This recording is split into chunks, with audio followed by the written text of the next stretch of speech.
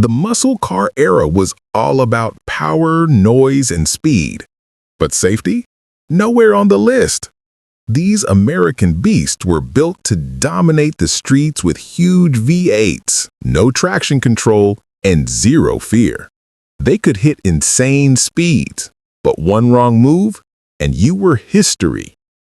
Thin tires, bad brakes, and heavy steel bodies made them thrilling and deadly.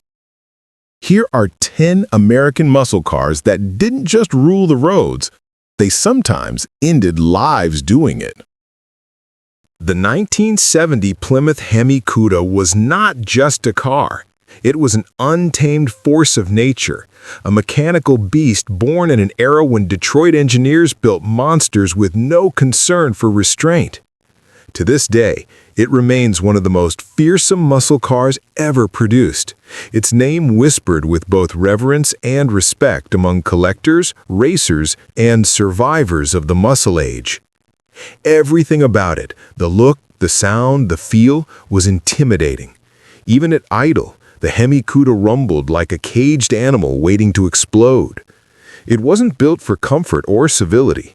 It was built to dominate, and it did so in terrifying fashion.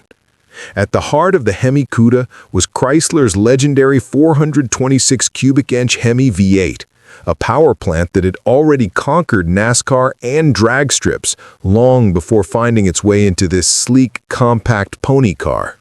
Officially rated at 425 horsepower, the real output was closer to 475, and even that figure depended on the driver's right foot and willingness to push the limits.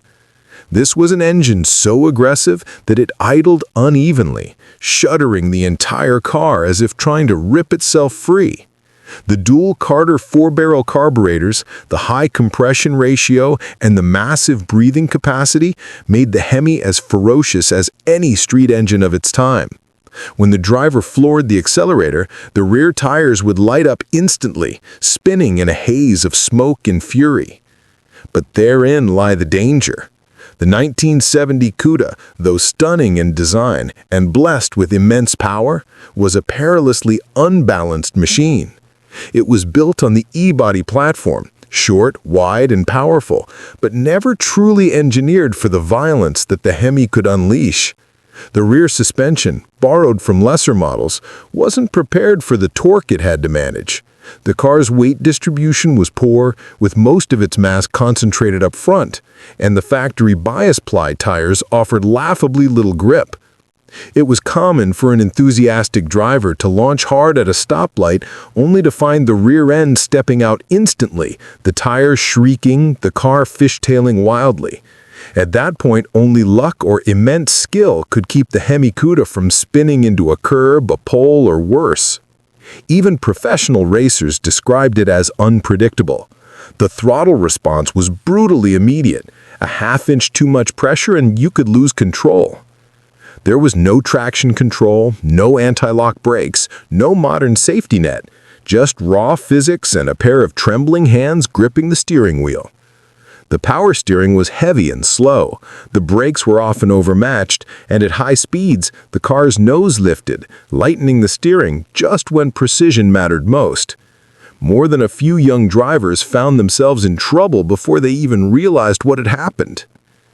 Inside, the Cuda gave little comfort to those brave enough to drive it. The bucket seats were thin and unsupportive, the dashboard was pure metal, and the cabin shook violently when the engine roared. At full throttle, the noise was overwhelming, a thunderous mechanical symphony that made conversation impossible and concentration mandatory. The car's designers had focused on power and style. Safety was an afterthought. Seatbelts were minimal, and the solid steering column was a known hazard in collisions. A crash in a Hemi Cuda, especially at speed, often ended in tragedy. Yet for all its flaws and dangers, the Cuda's legend only grew. It was the ultimate expression of Detroit's muscle car madness, a factory-built drag racer with license plates. In its day, it intimidated everything else on the street. Few cars could match its straight-line acceleration, and fewer still could match its aura. Owners talked about it as if it were alive, something that could sense fear, that punished hesitation and rewarded boldness. As one owner once said, "You didn't drive the Hemi Cuda, you survived it." Production numbers were low. Only 652 Hemi Cudas were built in 1970, which has turned the car into one of the most sought-after collectibles in the world. Today, a well-preserved or original Hemi Cuda can fetch millions of dollars at auction. But for all its value and beauty, it remains a car that demands respect.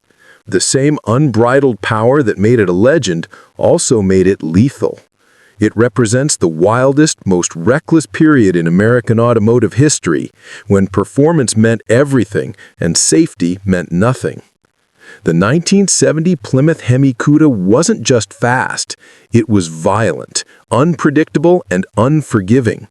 It was a machine that tested its driver as much as it thrilled them, a car that could give you the greatest rush of your life or take that life away in an instant.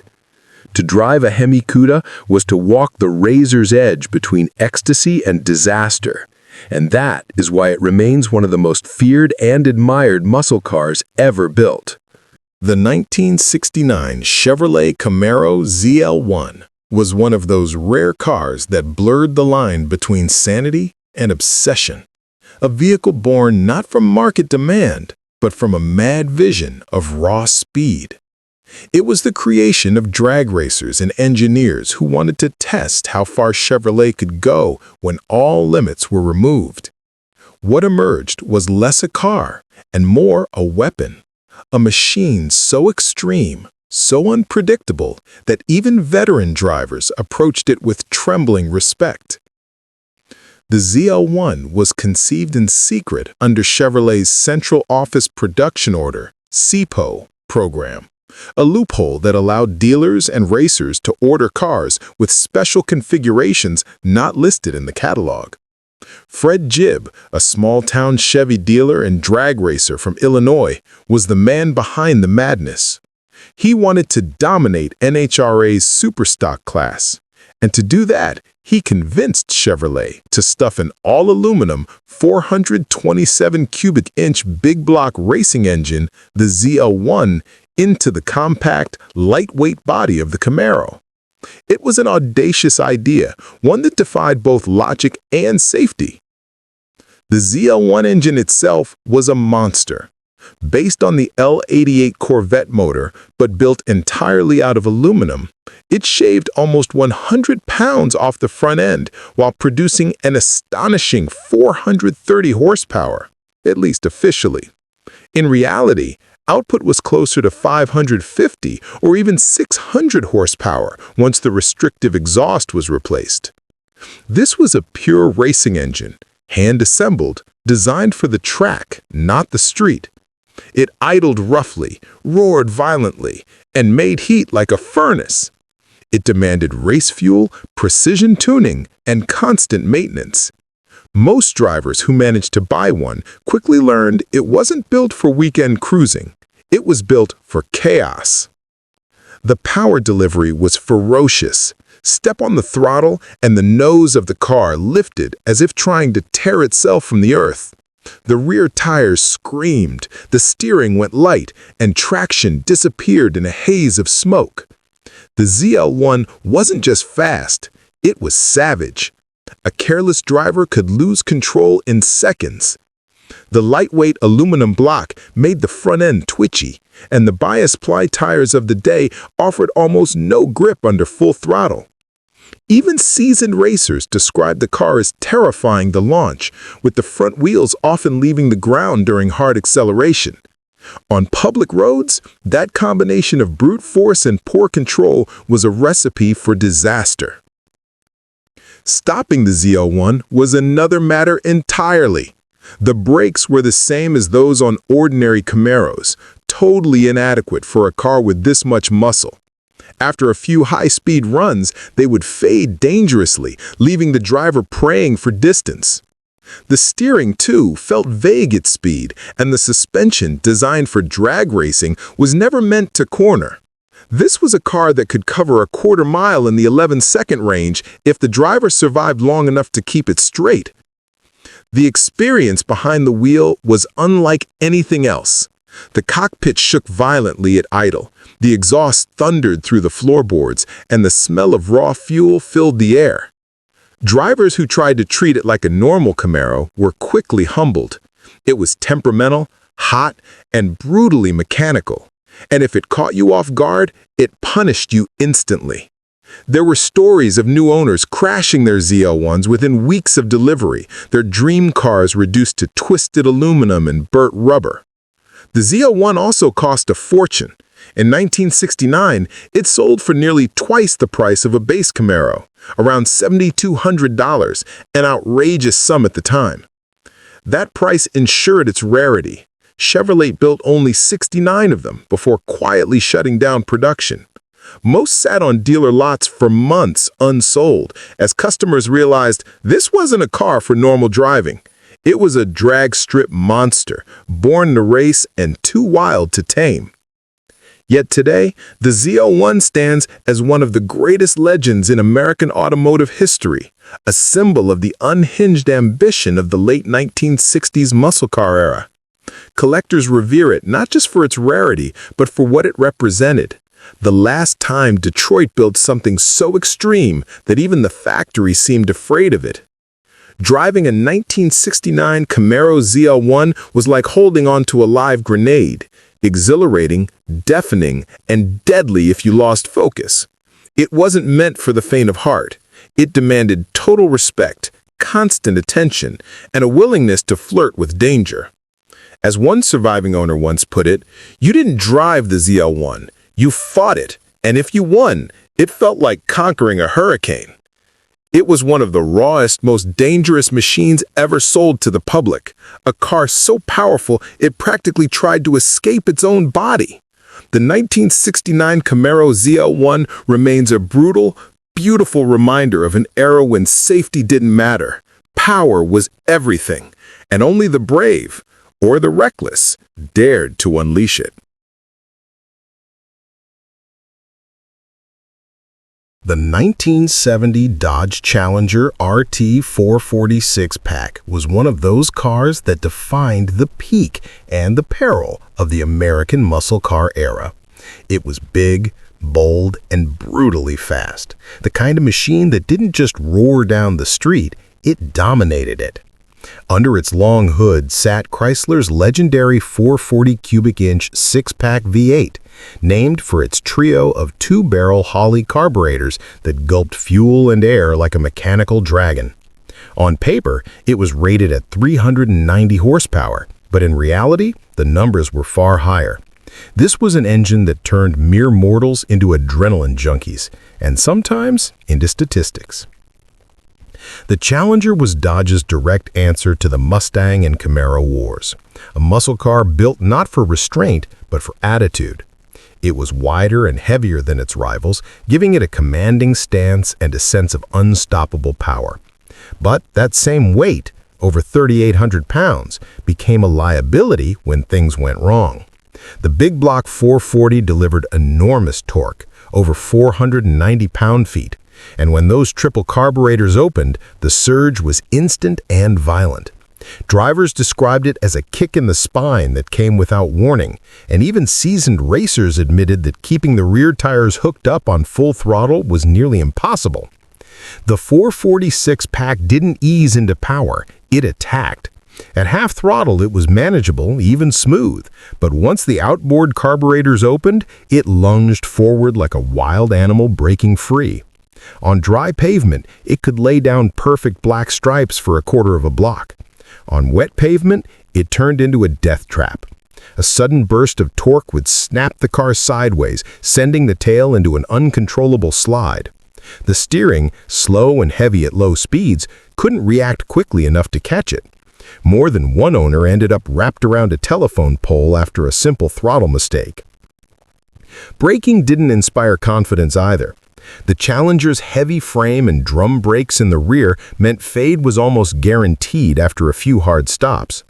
The front discs were decent for their day, but simply not enough to tame nearly 2 tons of Detroit steel hurtling forward at 120 miles per hour. Stopping distances were frighteningly long, and brake fade could turn a minor mistake into catastrophe. The suspension was another weak point.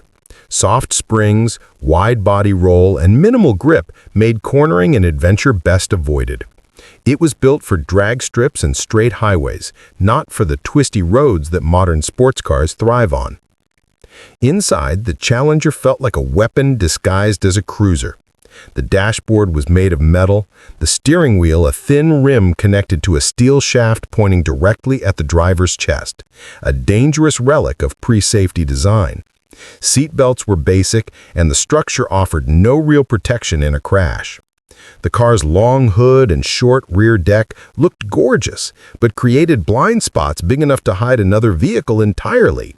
At high speed, the combination of poor visibility and vague steering meant that a single lapse of attention could turn lethal. Still, the sound of that 440 six-pack defined an era. The deep, uneven idle, that heavy, thudding pulse made your heart race before you even touched the gas. When you did, the roar was almost animalistic, a bellow that drowned out everything else. For young drivers in 1970, that sound was addictive, the call of freedom and rebellion. They didn't care about safety or control. All they wanted was to feel that brutal surge of torque and watch the world blur past. Unfortunately, that same thrill killed many of them.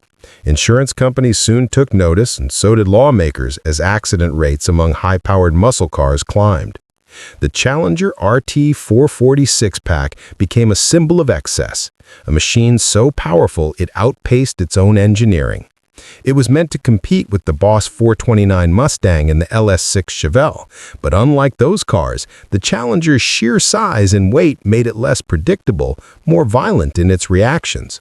It demanded total concentration and absolute respect, because the moment you underestimated it, it would remind you that horsepower without balance is a deadly game.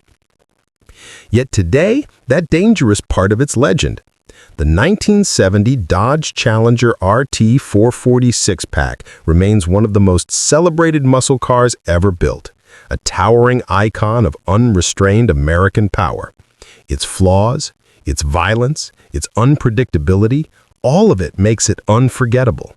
It was a car for drivers who didn't just want to go fast, but who wanted to feel alive doing it, knowing that one wrong move could end it all. As one old owner once said, "That six-pack didn't purr, it threatened.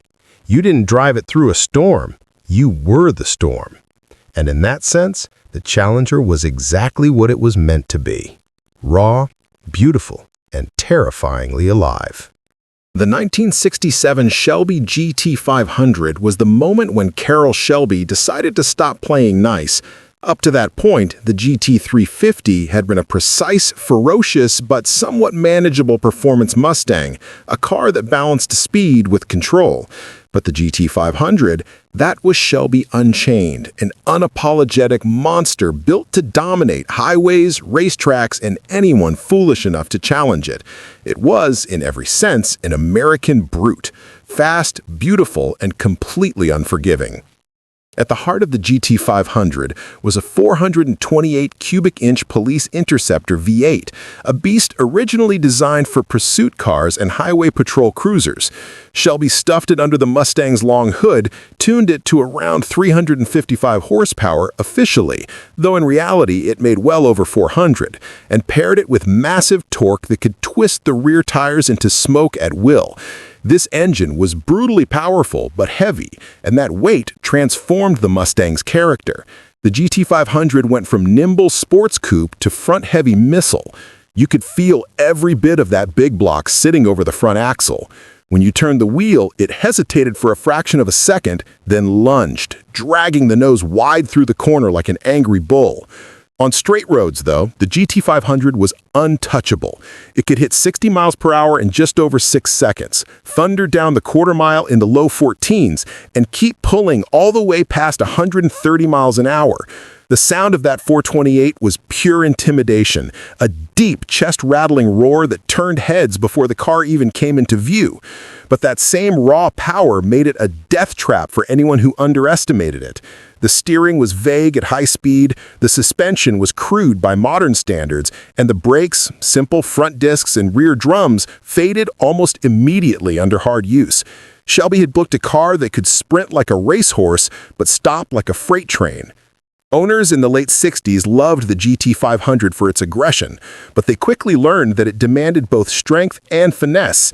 Many of these cars were bought by young, enthusiastic drivers who expected a sports car and instead got a handful of dynamite. Push it too hard into a corner and the front end would wash out and understeer so severe you'd feel the tires surrendering. Hit the gas too early and the rear wheels would break free, sending the car spinning in a cloud of tire smoke. More than a few GT500s met their end wrapped around telephone poles, victims of drivers who thought they could tame what Shelby himself called a street-legal race car for men with guts. Adding to the danger was the fact that the GT500 lacked even the most basic safety features by modern standards.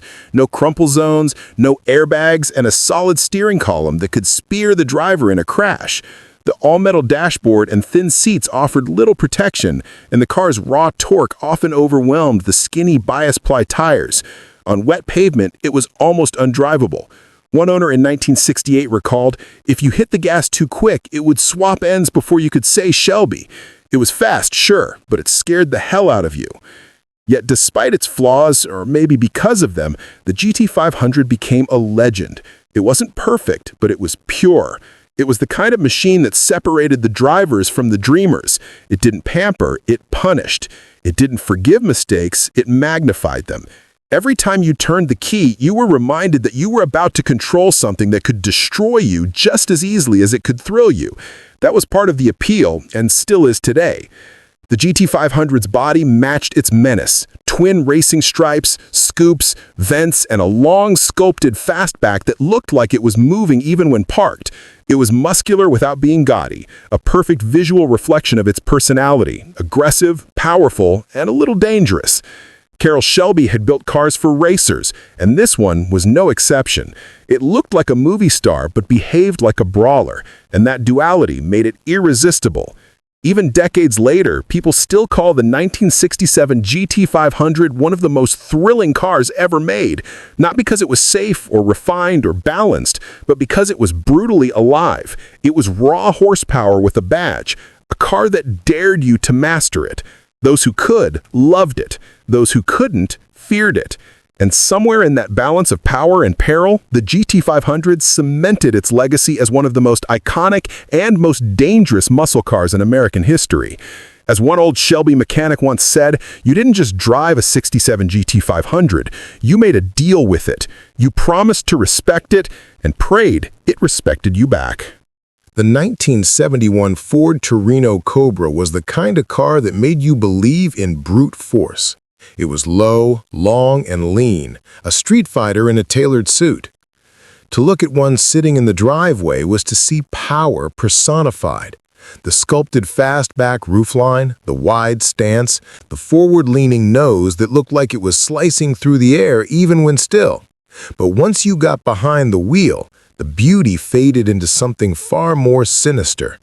Ford had built a car with the heart of a drag racer and the reflexes of a freight train.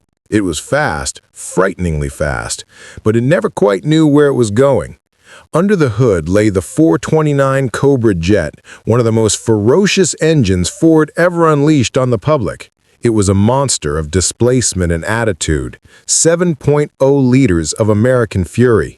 Officially rated at 370 horsepower, but everyone knew that was a lie to keep insurance companies quiet.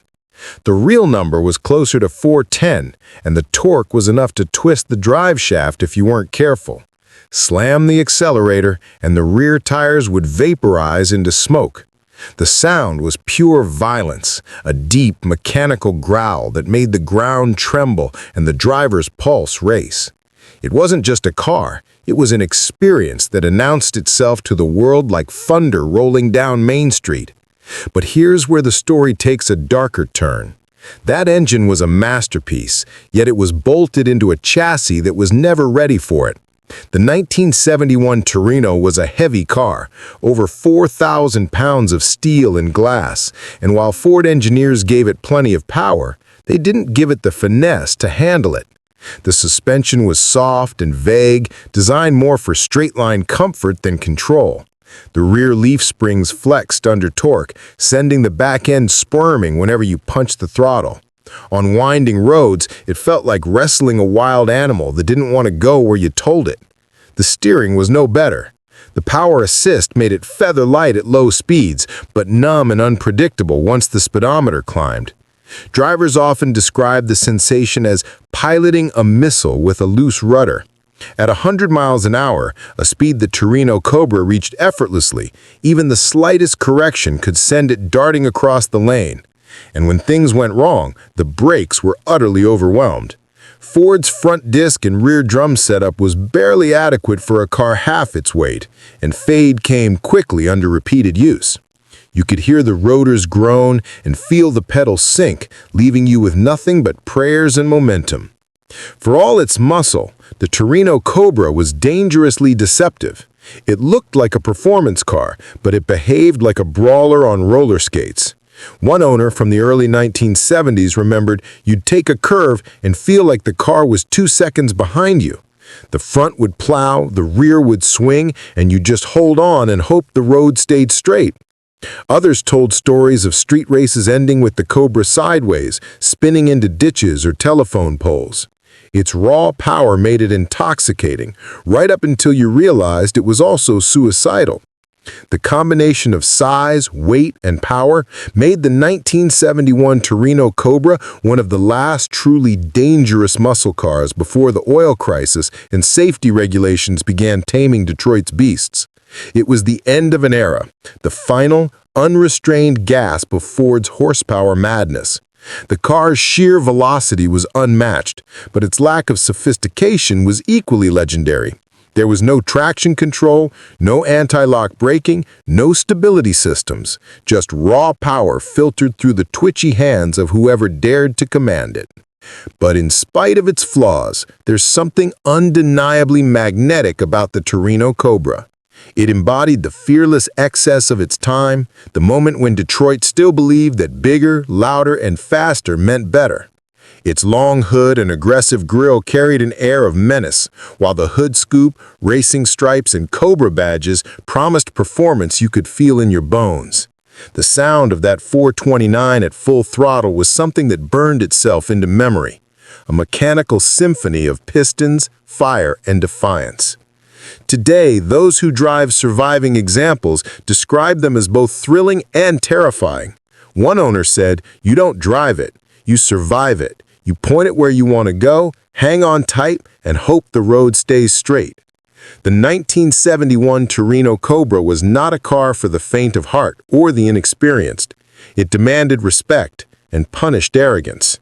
In the grand story of American muscle, the Torino Cobra stands as one of the last truly fire breathers. It was a car that could make you feel invincible and terrified in the same heartbeat. A machine that roared with power, but whispered a warning to those who dared to test it.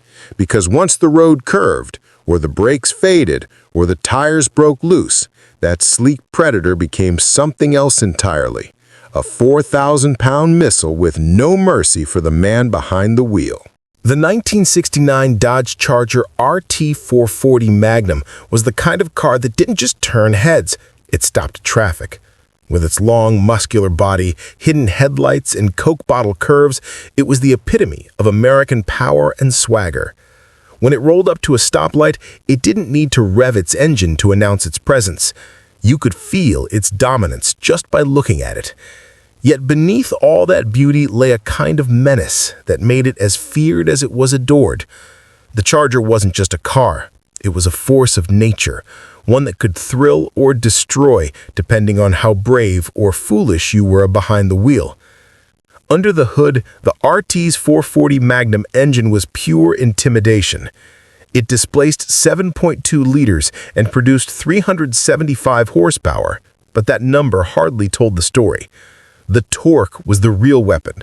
Massive, unrelenting torque that hit like a sledgehammer. Press the pedal, and the Charger didn't accelerate. It lunged forward, straining against the pavement as the rear tires fought for grip. The deep, throaty growl of the big block echoed through the streets like thunder from an approaching storm. It was the sound of Detroit at its most defiant, when fuel was cheap, speed was everything, and safety was a secondary thought. In a straight line, few cars could touch it. The 440 Magnum was brutally fast for its size, easily capable of low 14-second quarter miles straight from the factory. On highways, it devoured distance like nothing else, its nose lifting slightly as the speed climbed and the massive hood scoop gulped in air. But that rising front end wasn't just dramatic, it was dangerous. At high speeds, the aerodynamic lift was so severe that the steering became vague, the front wheels barely feeling connected to the road. Many owners describe the sensation as floating, and not in a good way. A small gust of wind or an uneven road could send the entire car wandering across the lane, and by the time you tried to correct it, the rear might already be sliding out of control. The Charger's sheer mass didn't help. At over 4,000 pounds, it handled like a runaway freight train. The suspension, designed more for comfort than precision, wallowed in corners. And the brakes, front discs optional, rear drums standard, were wholly inadequate for taming that kind of power. Repeated stops would boil the brake fluid, leaving the pedal soft and unresponsive. Drivers often said the brake pedal felt like stepping on a wet sponge. Once the drums faded, you were relying on sheer luck to keep the car from plowing into whatever lay ahead. And then there was the crash behavior. The Charger's immense body looked invincible, but that illusion shattered the moment it hit something solid. The car's rigid construction and lack of crumple zones meant that all the impact energy went straight to the occupants. The steering column, made of solid steel, had no collapsible feature, and the dash was a slab of metal waiting to greet anyone thrown forward in a collision. Owners who wrecked their Chargers rarely forgot the experience, if they survived. One former driver recalled, "When you hit something in that car, it hit back twice as hard." Still, it's impossible to talk about the 1969 Charger without acknowledging its magnetic charm. It became immortalized through pop culture, none more famously than in The Dukes of Hazzard, where the General Lee soared over rivers and police cruisers in defiance of physics and common sense. But even those TV stunts came at a deadly cost. Dozens of Chargers were destroyed filming the show. The production team went through over 300 cars, and many of them met their end nose first in the dirt, proving how fragile the big Dodge could be when pushed beyond its limits. The Charger's flaws were what made it both unforgettable and infamous. It was too heavy, too powerful, too stubborn, and too wild for the roads it ruled. It could outrun almost anything, but it couldn't outthink its own design. The steering geometry was ancient, the brakes undersized, and the suspension tuned for straight-line glory, not agility. It was a car that demanded absolute respect, because the moment you underestimated it, it turned from thrilling to terrifying. Yet for all its danger, there was and still is something irresistible about the Charger RT 440 Magnum. The way it looked, the way it sounded, the way it made you feel like the king of the road, even if only for a moment, it was intoxicating. Modern cars might be faster, safer, and smarter, but none can replicate the raw emotion of a late 60s muscle car roaring under an open sky, tires screaming and heart pounding. The Charger didn't just move people, it moved them, spiritually, emotionally, and sometimes violently. Today, the 1969 Charger stands as both a legend and a warning. It represents everything that made the muscle car era so glorious and so reckless. Power without restraint, style without safety, freedom without fear. It was a masterpiece of excess, a symphony of steel and speed that demanded courage from its driver and respect from its rivals. To own one was to possess beauty and danger in equal measure. A perfect symbol of America's golden age of horsepower, when cars could be both dream and death trap in the same breath. The 1970 Chevrolet Chevelle SS 454 LS6 was more than just a muscle car. It was an atomic bomb on four wheels. In an era when horsepower was the national obsession and subtlety was for the weak, the LS6 Chevelle stood at the top of the food chain. It was the loudest, most powerful, most unapologetically aggressive car General Motors had ever unleashed on public roads. Just standing next to it, you could feel its menace. The bulging cowl induction hood, the wide stance, the deep, ominous rumble of that 454 cubic inch V8 waiting to strike. It was the kind of car that made even seasoned drivers nervous. And for good reason. Few cars before or since have combined such intoxicating beauty with such unforgiving brutality. That LS6 engine was the heart and soul of the monster. A 7.4-liter big block with 11.25-to-1 compression, aluminum intake manifold, Holy 4-barrel carburetor, and a camshaft that sounded like a war drum, it produced a rated 450 horsepower and 500 pound-feet of torque. But those were conservative numbers. Real-world output was closer to 500 horses, possibly more. The moment you floored the throttle, the car reared up like a wild animal, the rear tires howling in protest as they tried to find grip on mere asphalt. The back end twitched, the front lifted, and the entire world turned into a blur of noise, smoke, and fear. Drivers who weren't careful found themselves sideways, backward, or worse before they could even shift into second gear. Straight-line performance was breathtaking, bordering on insane for a street car in 1970. 0 to 60 came in the mid-5-second range, and the quarter-mile disappeared in just over 13 seconds, numbers that could embarrass Ferraris of the day. Yet for all its might, the Chevelle SS454 LS6 was built on the same old body-on-frame platform as Chevrolet's family cars. It was a brute, not a ballet dancer. The heavy big block engine made the front end plow through corners, and the rear suspension, with its primitive coil springs and limited grip, struggled to keep the tires planted. Even small bumps could unsettle the rear wheels, sending the car fishtailing at terrifying speeds. The brakes were another cruel joke. Four-wheel drums on a car with half 1,000 horsepower was like bringing a butter knife to a gunfight. Fade came quickly, especially after a few hard stops, and drivers often described the pedal as spongy and unpredictable. Many owners learned the hard way that the best way to stop a Chevelle wasn't with the brakes, it was by praying early and letting off the gas long before the corner arrived. And then there was the steering. Slow, vague, and utterly unsuited to the kind of power this car unleashed. The massive torque could yank the front wheels in any direction, and by the time you tried to correct, the car was already someplace else. For those who could tame it, though, the Chevelle SS454 LS6 was pure euphoria. It represented the ultimate expression of American muscle, raw, loud, unfiltered, and devoid of restraint. There were no driver aids, no power assist worth mentioning, no traction control, and certainly no airbag to save you if things went wrong. Driving it was like juggling dynamite, thrilling when done right, devastating when done wrong. And back in 1970, that danger was part of the appeal. Young men lined up at dealerships dreaming of owning one, convinced they could master its fury. Many found out the hard way that the LS6 was not a forgiving teacher. Owners who survived their encounters with the beast still speak of it with reverence and fear. One recalled, it was like driving a rocket with the steering from a farm tractor.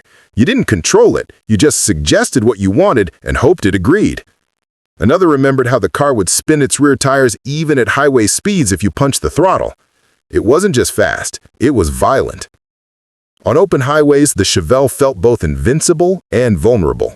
The massive engine hummed with restrained fury, but one mistake, a wet patch, a sharp curve, a sudden stop, could spell disaster.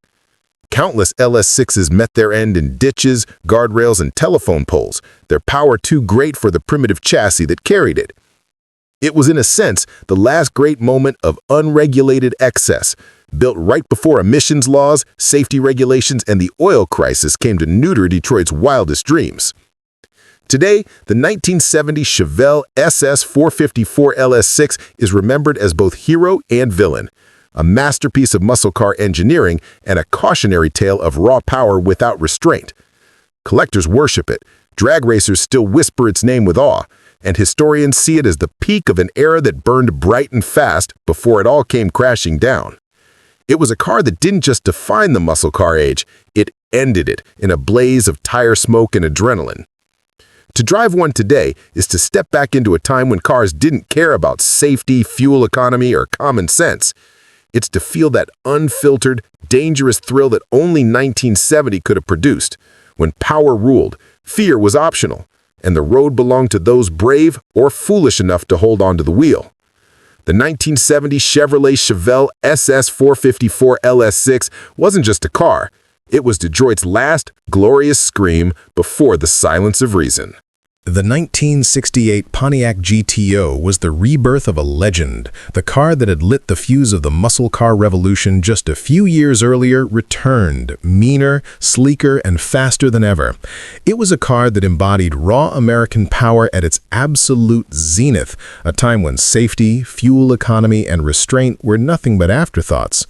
When Pontiac redesigned the GTO for 1968, it gave it a curvaceous new Coke bottle body, hidden headlights, and a stance that made it look ready to pounce. Underneath, though, lurked the same brutal, unforgiving hardware that made the original GTO both glorious and terrifying. It was a car that demanded respect, because if you treated it like a toy, it would bite. Power came from Pontiac's massive 400 cubic inch or 6.6-liter V8, available in several states of tune. The base engine made 350 horsepower, but the Ram Air versions pushed that number toward 336 and, unofficially, even higher. It was torque-rich, delivering more than 440 pound-feet of twist, and it hit like a freight train. Floor the throttle and the nose rose, the rear tires screamed, and the car surged forward with a violence that few drivers were ready for. The GTO didn't accelerate, it exploded off the line. In an era of skinny bias-ply tires and no traction control, that much torque was more curse than blessing. The rear tires broke loose with ease, and even seasoned drivers struggled to keep it pointed straight. The problem wasn't just the power, it was the car's inability to handle it. The 1968 GTO, despite its muscular looks, sat on a heavy A-body frame shared with family cars like the Tempest and Le Mans. Its suspension, though stiffer than those sedans, was still crude by modern standards, with soft springs, narrow track width, and too much body roll. On straight highways, the car felt unstoppable, gliding forward on an endless wave of torque. But take it into a corner, especially a fast or uneven one, and it became unpredictable. The front end plowed with heavy understeer, and if the driver tried to correct mid-corner, the rear could snap loose violently. On wet pavement, it was chaos, a 2-ton missile with no guidance system, just as many owners described it. Braking was another disaster waiting to happen. Most GTOs came with drum brakes all around, barely adequate for the engine's power. After 1 or 2 hard stops, the brakes would fade completely, the pedal turning to mush as the car barreled onward. Even the optional front discs didn't inspire much confidence. Period testers often warned that the GTO required anticipation and nerve when driving fast, code for, "you'd better pray nothing jumps out in front of you." Many early accidents involved overconfident young drivers discovering too late that 350 horsepower meant nothing if you couldn't steer or stop.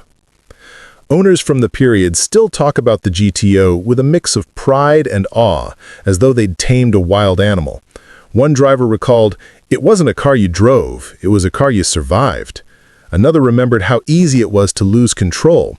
It felt light in the back, like it wanted to dance all the time. If you sneezed during a turn, you were in the ditch. Despite that, people loved it. The GTO made you feel invincible, like you could take on the world, right up until physics reminded you otherwise. And then there was the attitude. The 68 GTO wasn't just transportation, it was a statement. With its aggressive styling, hood scoops, and the option for Ram air induction, it looked like it wanted to fight. The interior was simple but purposeful. Bucket seats, floor shifter, wood grain trim, and just enough refinement to make you forget how dangerous it was.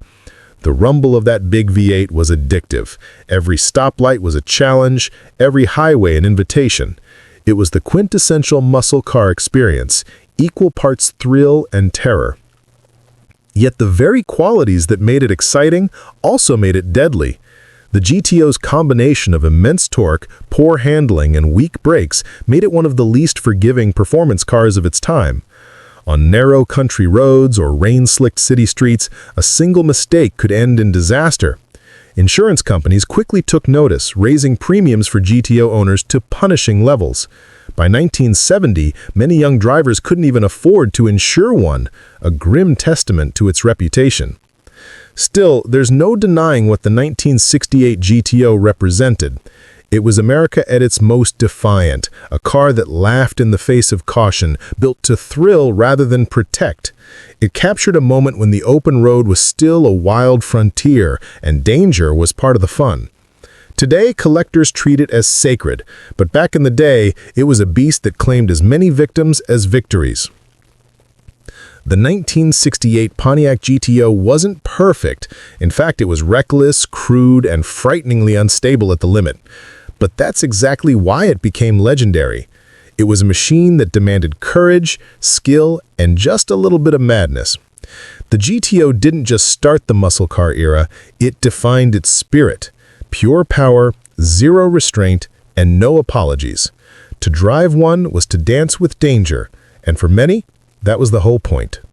The 1966 Ford Fairlane GT390 was a car that wore the mask of an ordinary midsize sedan, but hid the soul of a muscle car predator beneath. To the casual observer, it appeared restrained. Clean lines, moderate size, and an unassuming stance that suggested nothing more than sensible, family-oriented transport. But lift the hood, and the illusion disappeared. Ford had stuffed a 390 cubic inch V8 under that modest sheet metal, a powerhouse producing 320 to 335 horsepower, depending on options, with a tidal wave of torque that could shove the rear tires into smoke the instant you pressed the accelerator. What seemed like a safe, manageable car was actually a potent weapon on wheels, a fact many unsuspecting drivers would quickly discover.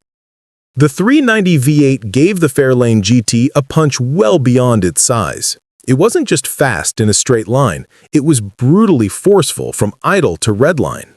Low-end torque meant that any throttle input could overwhelm traction almost immediately.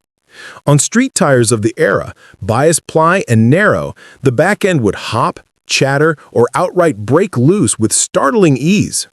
Ford engineers tried to keep the car stable with a standard suspension setup, but it wasn't nearly sophisticated enough to tame that much power. The rear leaf springs were soft and prone to wheel hop under hard acceleration, while the front suspension would lean and wobble under aggressive cornering. Drivers often described the car as lively in the straightest, most euphemistic way possible.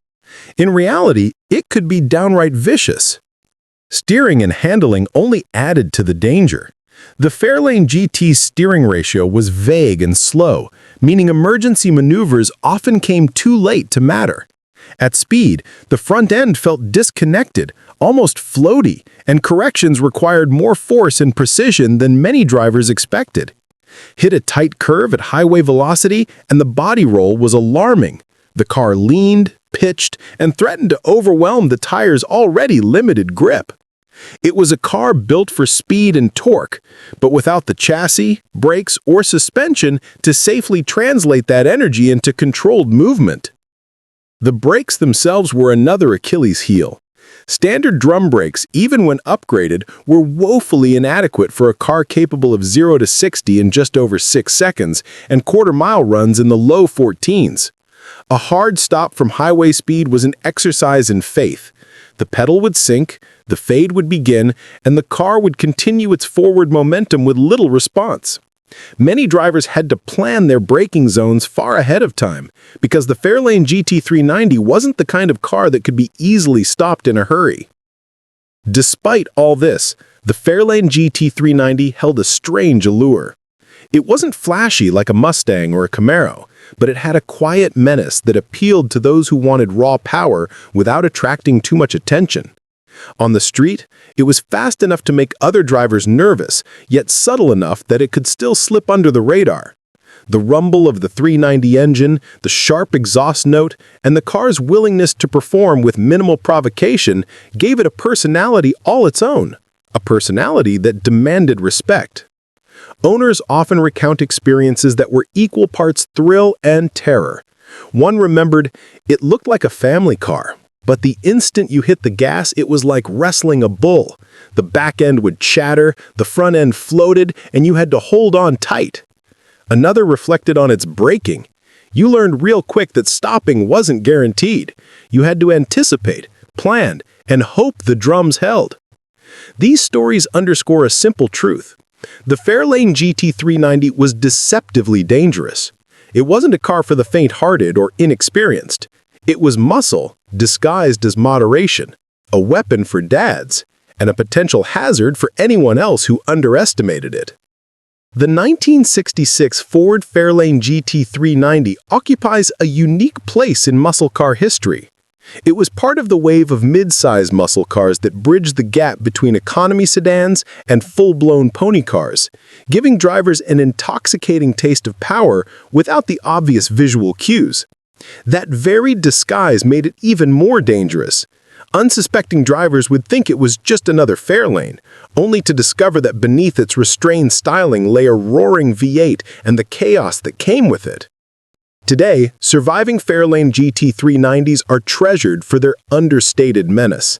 They aren't the flashiest or most famous muscle cars, but their combination of hidden power, torque, and the raw unpredictability of 1960s Detroit engineering gives them a special place in the pantheon of American muscle. To drive one is to experience the thrill of untamed horsepower wrapped in a seemingly ordinary package. A reminder that sometimes danger doesn't announce itself with bright stripes or scoops. Sometimes it hides in plain sight. The 1973 AMC Javelin AMX 401 was a muscle car that often flew under the radar, but it packed a punch that could rival the best of Detroit's offerings. AMC wasn't a giant like Ford or Chevrolet, but the company carved out a unique identity with cars that blended style, aggression, and attitude. The Javelin AMX was no exception. With its long, low hood, raked windshield, and fastback roofline, it looked like it belonged on the track, yet it still managed to exude an air of rebellious sophistication. Every angle, every crease, every swooping line was designed to communicate speed even when parked. But beauty, as with so many muscle cars of the era, came with a price. Handling that was exciting at the limit, but dangerous when pushed too far. At the heart of the Javelin AMX 401 was the massive 401 cubic inch V8, AMC's largest performance engine at the time. Rated conservatively at 335 horsepower, it was torque-rich and eager to unleash its fury at any throttle input. The engine's low-end grunt could spin the rear tires instantly, even on dry pavement, and the sound, a deep, throaty roar, warned everyone within earshot that this car was not to be trifled with. A single prod of the accelerator could throw the car into a lighthearted drift, or with a more aggressive push, a frightening oversteer. That raw, unfiltered energy was intoxicating, but it also made the Javelin AMX a car that demanded respect, experience, and a delicate touch. Handling, however, was a mixed bag. AMC had designed the Javelin with style and straight-line performance in mind, but chassis refinement lagged behind the Detroit heavyweights it sought to compete with. The car's suspension, while adequate for cruising or drag racing, struggled under aggressive cornering. Weight distribution favored the front, and under hard braking or rapid directional changes, the rear often broke loose. Oversteer was common, and inexperienced drivers quickly learned that this was a car that could bite. Combine this with the relatively soft steering feel, slow at low speeds and vague at high speeds, and the result was a vehicle that could quickly turn from a thrilling experience to a test of survival. Safety was another significant concern. In 1973, the muscle car era was still largely unrestrained by modern safety standards. The Javelin AMX, like many of its contemporaries, lacked reinforced crash zones, crumple structures, or advanced restraint systems. The cabin was rigid, meaning that any collision transferred the full force of impact directly to the occupants. The large steel steering column and metal dash, combined with a heavy body that could reach over 3,500 pounds, made even moderate collisions potentially catastrophic. Owners often noted that the car could be intimidating to drive aggressively because of this. Every high-speed encounter, every sharp turn carried a real sense of risk, especially when the tires or brakes were pushed to their limits. Yet for those who mastered it, the Javelin AMX offered an exhilarating reward. The combination of its power, styling, and relatively compact size made it a formidable opponent on the street or the strip. Unlike some Detroit muscle cars, the Javelin retained a certain sophistication in its ride and interior design. The cockpit featured bucket seats, a sporty dash, and controls that felt purposeful and driver-focused. Floor shifters, optional gauges, and tasteful trim completed the illusion of a performance car that, in theory, could be handled with control, if you had the nerve and skill. Owners who survived their encounters with the AMX 401 often described it as both thrilling and humbling. One recalled, "You could feel it watching you, like it knew you weren't ready for what it could do. The torque would catch you off guard if you weren't paying attention, and the rear end had a mind of its own."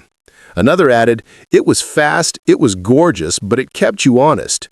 Push it too hard, and it reminded you who was really in charge." These reflections underscore the duality of the Javelin. It was a car that could inspire awe and excitement while simultaneously demanding respect for its limitations. The 1973 AMC Javelin AMX 401 occupies a unique place in muscle car history. It was the embodiment of an underdog automaker daring to take on the giants, delivering power, styling, and attitude in one enticing package. Its raw torque, aggressive styling, and unpredictable handling made it a joy for skilled drivers and a hazard for the unprepared. In an era when horsepower was king, the AMX 401 proved that AMC could play in the same arena, though often at the risk of shocking drivers with just how wild that arena could be. Today, surviving examples are sought after by collectors who appreciate its rarity, character, and unique place in American automotive history. The Javelin AMX 401 remains a testament to a time when muscle cars were not just machines. They were expressions of daring, audacity, and raw power, where every drive carried the thrill of victory and the looming shadow of danger. It was, and still is, a car that demands attention, respect, and a steady hand. A true underdog that roared loud enough to be heard among the legends of Detroit.